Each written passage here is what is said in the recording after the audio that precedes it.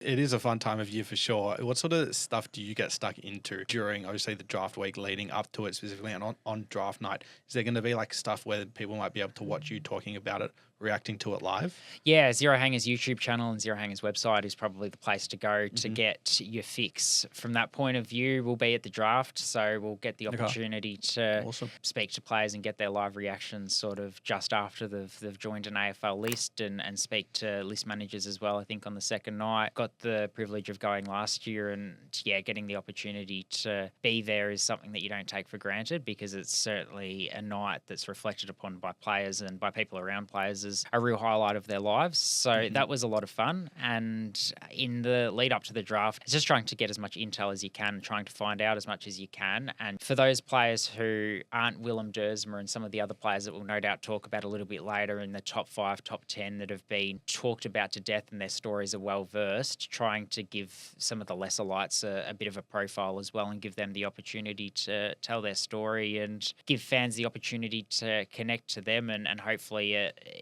helps lead to fans get really excited if players are fortunate enough to get drafted to their club.